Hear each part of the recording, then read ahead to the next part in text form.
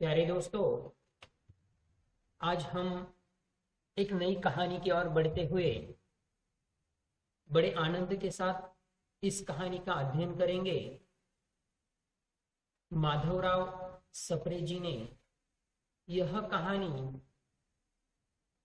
इतने रोचक ढंग से हमारे सामने रखने का प्रयास किया है कि मानो आज भी वह बहुत सजग महसूस होती है। और बाहरी समाज में अगर हम खुली आंखों से देखते हैं तो वह चित्रण हमें दिखाई देता है। प्यारे दोस्तों, पहले हम जो हमारे लेखक है माधवराव सप्रे जी का परिचय देख लेते हैं।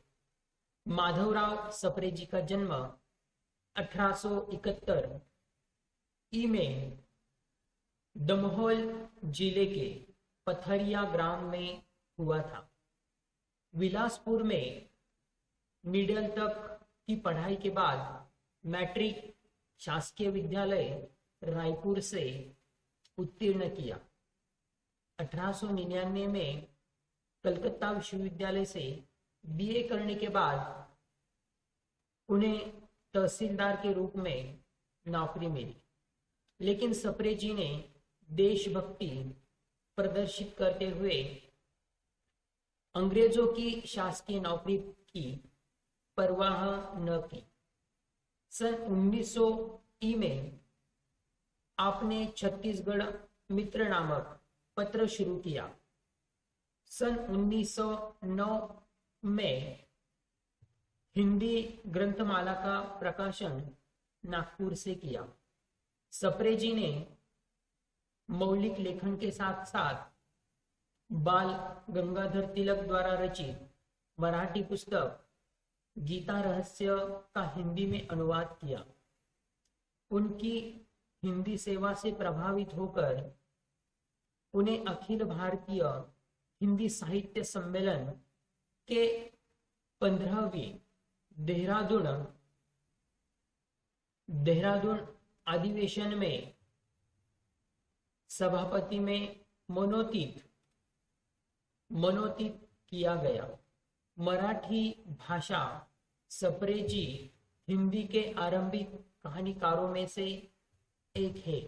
वे सुप्रसिद्ध अनुवादक एवं हिंदी के आरंभिक संपादकों में प्रमुख स्थान रखते हैं। उन्हें हिंदी के प्रथम कहानी लेखक के रूप में जाना जाता है। माधवराव सप्रे जी की कहानियों के 2 संग्रह प्रकाशित हुए हैं। उनमें से प्रमुख है माधवराव सप्रे जी की कहानियां स देवी प्रसाद वर्मा, हिंदुस्तानी अकादमी इलाहाबाद। माधवराव सप्रे जी प्रतिनिधि संकलन स manager Pandey, national book study Delhi. सन 1917 ई में बाल गंगाधर तिलक द्वारा लिखित श्रीमद् भागवत गीता रहस्य का हिंदी में अनुवाद भी इन्होंने किया। सन 1920 ई में चिंतामणि विनायक वैद्य द्वारा लिखित महाभारत मीमांसा का हिंदी अनुवाद भी उन्होंने किया। तो प्यारे दोस्तों, हम देख रहे हैं कि माधवराव सप्रे जी ने उनके जीवन में इतना गरिमापूर्ण साहित्य जो रचा है वह आज भी हमारे सम्मुख सजग रूप में प्रस्तुत होता है। यानी कि वह समाज में जिए भी तो एक मिसाल बनकर जिए, और वही मिसाल हमें भी प्रेरणा देने के लिए उन्होंने यह साहित्य रचा है। तो उन्हीं से वह प्रेरणा लेकर हम भी हमारे जीवन में एक मिसाल भरी जिंदगी जिए। तो चलिए प्यारे दोस्तों, आगे हम कहानी की ओर मार्गक्रमण करते हैं। आज हम उनकी एक टोकरी भर मिट्टी इस कहानी का अध्ययन करने वाले हैं। प्यारे दोस्तों, हम कहानी को मूल रूप से शुरुआत करते हैं एक टोकरी भर मिट्टी।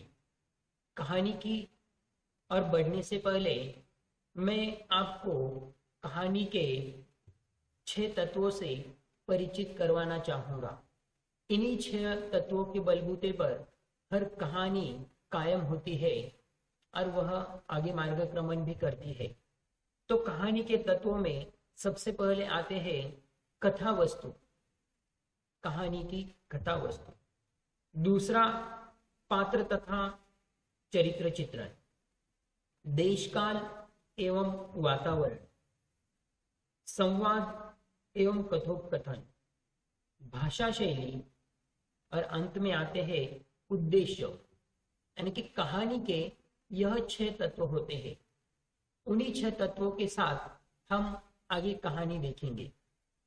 तो सबसे पहले प्यारे दोस्तों, मैं आपको कहानी का कथानक बता देता हूँ।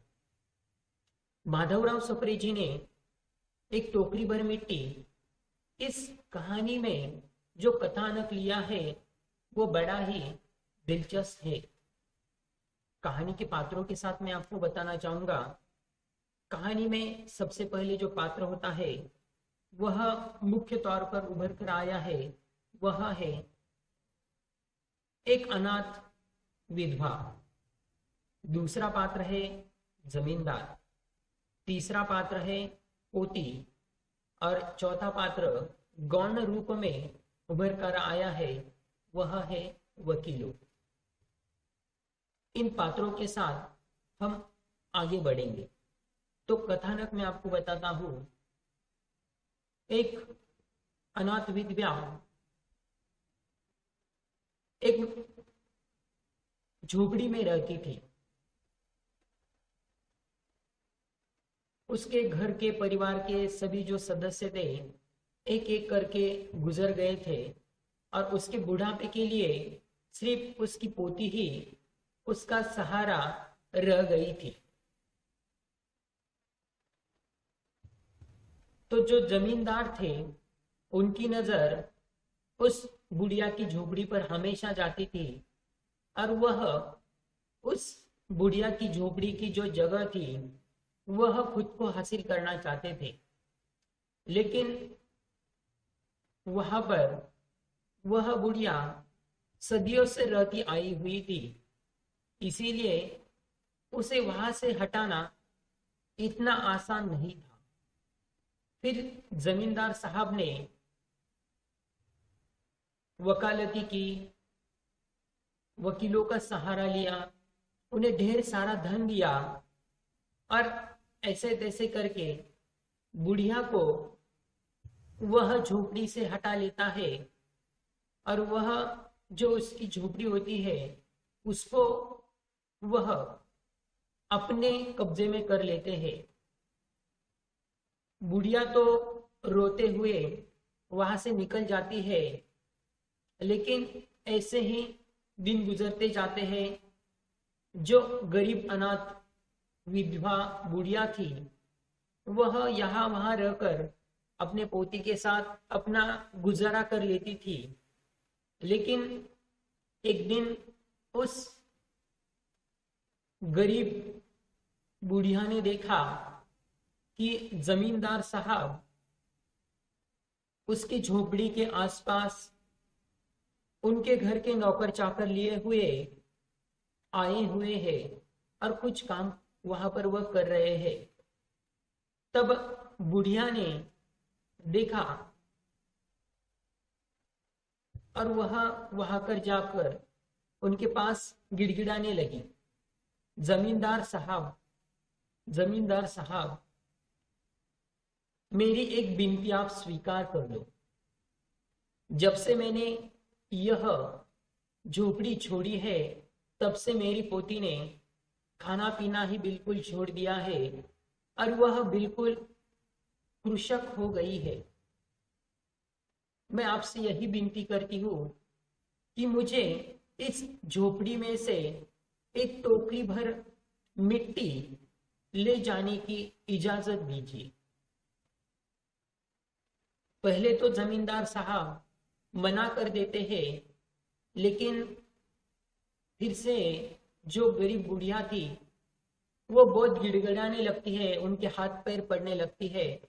तो जमींदार साहब ऐसे वैसे मान जाते हैं। तो मानने के उपरांत वह बुढ़िया झोपड़ी के अंदर जाती है। एक टोकरी भर वह मिट्टी भरते हुए उसके आंखों के सामने उसका गुजरा हुआ समय आ जाता है कि इस झोपड़ी में किस तरह से मैं मेरे परिवार के साथ रहा करती थी और कैसे मेरे दिन बीतते गए। लेकिन यह जो झोपड़ी है वह अब मेरी नहीं रह चुकी है, इसीलिए अनायास ही उसके आंखों से आंसू निकल आते हैं। खैर, लेकिन वह सोचती है और वह आंसू पोंछते हुए वह उस झोपड़ी भर में से एक टोकरी भर मिट्टी भर लेती है। भरने के उपरांत वह फिर से जमींदार साहब से बाहर आकर आवाज देते हुए कहती है, जमींदार साहब, मेरी एक मदद कीजिए, जरा इस टोकरी को हाथ लगाइए ताकि इसे मैं सिर पर धरकर लेकर जा सकूं और इससे मैं चूल्हा बनाऊंगी और मेरी पोती ने अगर शायद खाना खा लिया तो आपको दुआ लगेगी। ऐसा कहकर वो जमींदार साहब से कहने लगी कि टोकरी उठाने के लिए मेरी मदद कर दो। लेकिन जमींदार साहब बड़ी आसानी से मानते ही नहीं थे। फिर भी बुढ़िया उनके सामने हाथ फैलाने लगी तो जमींदार साहब ऐसे वैसे मान गए। वो झोपड़ी के अंदर चले जाते हैं। बुढ़िया कहती है, ये टोकरी मेरे सिर पर धर दो। तो जमींदार साहब पहले बड़े हल्के तरीके से उस टोकरी को वह उठाने का प्रयास करते हैं, लेकिन उनसे वह टोकरी उठाई नहीं जाती। फिर से वह थोड़ा जोर लगाकर प्रयास करते हैं, फिर भी उनसे वह टोकरी भर मिट्टी उठाई नहीं जाती है। और जोर से वह प्रयास करते, फिर भी नहीं उठाई जाती। और पूरी ताकत के साथ अंत में वह उस टोकरी को उठाने का प्रयास करते हैं, फिर भी उनसे वह उठाई नहीं जाती है। फिर वह बुढ़िया अंत में उनसे कहती है कि जमींदार साहब भी उससे कहते हैं कि मुझसे यह टोकरी उठाई नहीं जाएगी। और वह शर्मिंदा होकर वहां पर खड़े हो जाते हैं और उस पर जो विधवा बुढ़िया थी वो बड़ा भारी सुंदर चित्रण देती है। और वह संदेशा आज भी अगर हम देखते हैं तो हमारे लिए भी बहुत मायने रखते हैं। देखिए वह क्या कहती। यह सुनकर विधवा ने कहा, महाराज नाराज ना हो, आपसे एक टोकरी भर मिट्टी नहीं उठाई जाती और इस झोपड़े में तो हजारों टोकरियां मिट्टी पड़ी है। उसका भार आप जन्म भर क्या उठाकर रह सकते हो?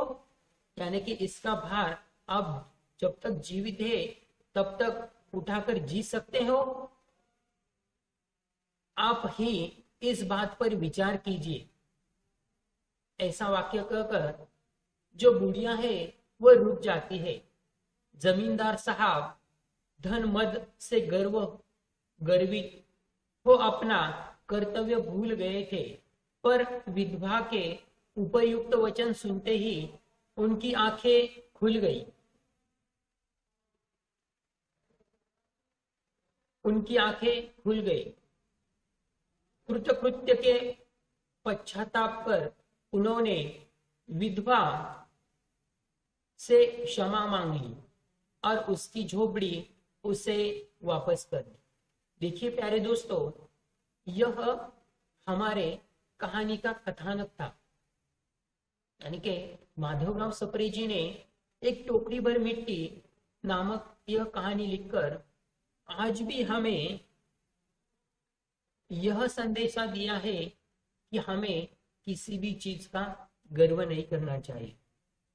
देश काल वातावरण के अनुसार यह कहानी हमारे देश को स्वतंत्रता मिलने से पहले लिखी गई थी।